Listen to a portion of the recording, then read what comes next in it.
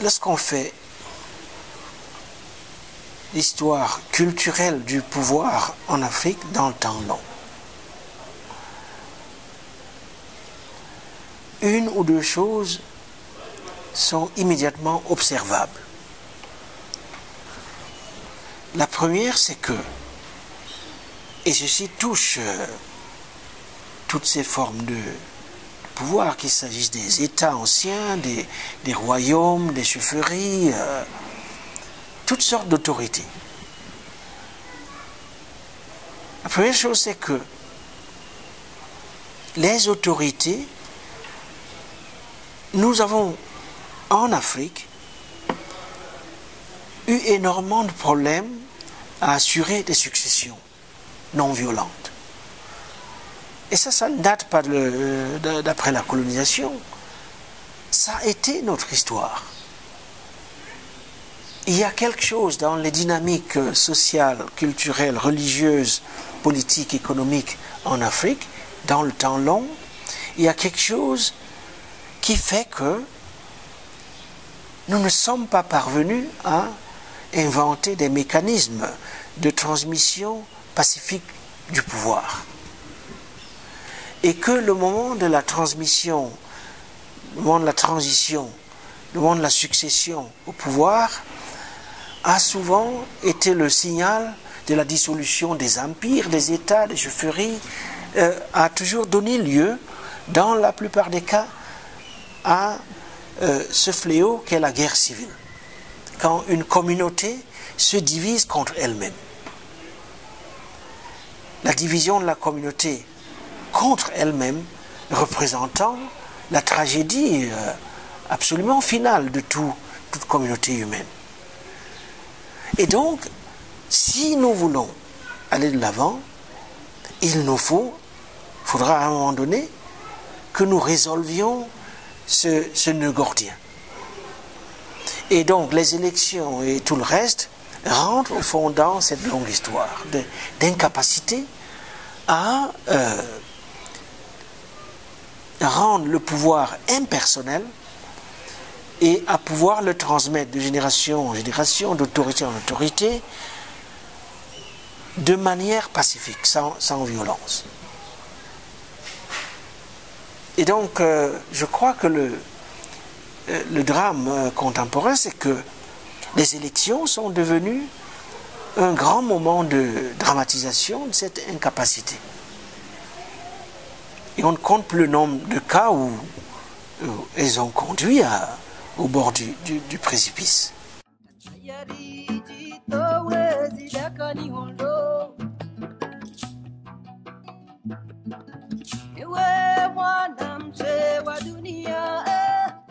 Mais même lorsqu'on a des règles, le problème avec les règles en Afrique, c'est que c'est pas qu'il n'y en a pas. C'est qu'on peut les avoir, mais c'est des règles qui peuvent être révisables à n'importe quel moment et à l'infini. C'est-à-dire que et du coup, ce ne sont pas des règles, ou si vous voulez, c'est des règles tout à fait paradoxales, dans la mesure où la règle, au fond, c'est qu'il n'y a pas de règle. Il n'y a pas de règle dans la mesure où toute règle est par nature provisoire. Et donc, on revient à la question du temps, ou disons de la temporalité. Qu'est-ce que c'est que ces sociétés qui fonctionnent sur la base du fait que toute règle est révisable? Et par conséquent, on ne peut pas vraiment être tenu à quoi que ce soit. Il suffit de s'en débarrasser. Et donc, on vote des constitutions qui limitent des mandats. Après un premier mandat, on se précipite pour changer ces articles.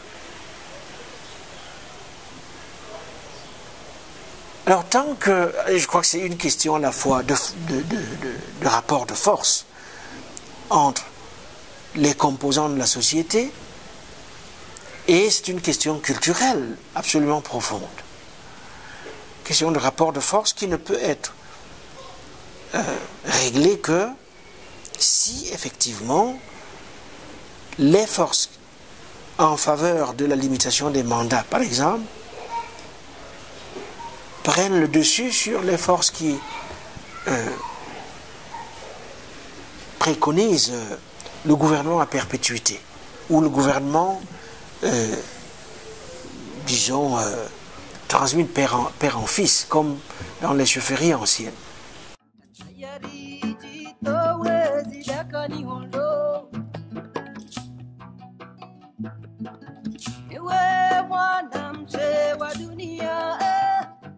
Donc c'est une initiative très très modeste.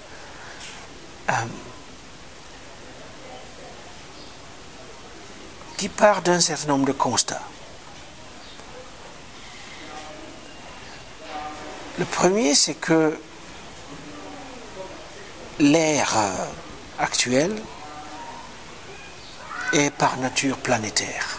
C'est-à-dire on est en plein dans un moment tout à fait manifeste de l'histoire de l'humanité qui est la planétarisation du monde. Et donc, que l'on ne peut plus penser l'Afrique en dehors du monde, qu'on ne peut pas penser le monde en dehors de l'Afrique, et ainsi de suite. Et donc, la question de la pensée du monde,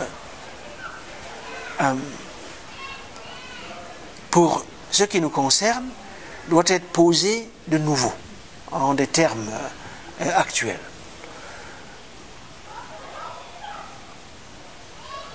Deuxièmement, il est possible tout à fait de dire que l'avenir de la planète se joue en grande partie sur ce continent. Le dire en ce moment, après tout ce que nous venons d'examiner, peut avoir l'air de jouer dans je ne sais quelle fiction. Mais lorsqu'on regarde un certain nombre de paramètres objectifs, on a parlé de la frontière démographique, le fait que l'Afrique est peut-être la dernière frontière du capitalisme, le fait qu'au fond, la crise écologique et climatique qui affecte la planète dans son ensemble, que peut-être un certain nombre de solutions à la fois techniques ou en tout cas conceptuelles, c'est en Afrique qu'il faut les rechercher dans un modèle de rapport entre l'homme et la nature qui ne repose pas nécessairement sur la domination de l'un sur l'autre, sur la sorte d'anthropocentrisme qui est congénital à la raison occidentale, si vous voulez qu'on utilise des termes de ce genre. Donc tout cela nous fait penser que au-delà des turbulences, des cataclysmes aussi, des incertitudes du moment en Afrique. Et donc l'idée c'est d'embrasser ces défis-là. On a invité à peu près une vingtaine de personnes qui sont reconnues dans leur domaine respectif, et notamment dans le domaine de la réflexion, de la création, de la composition. Des écrivains, des philosophes, des artistes. L'objectif est de créer une plateforme régulière pour qu'ils se rassemblent une fois l'an et qu'ils réfléchissent ensemble. Ce qui en sort, il en sortira, on l'espère, quelque chose. Il se pourrait qu'il n'en sorte rien du tout. Tout cela est absolument acceptable. Et donc, la première session se tient cette année, la deuxième se tiendra l'année prochaine, et on espère que, au fil des années, les ateliers deviendront un grand moment du calendrier intellectuel, culturel international. maisha ya jana tide ya leo. Ewe mwana mzee wa leo, mbache unagona ketosha holo. Ewe mwana mzee wa dunia, azizo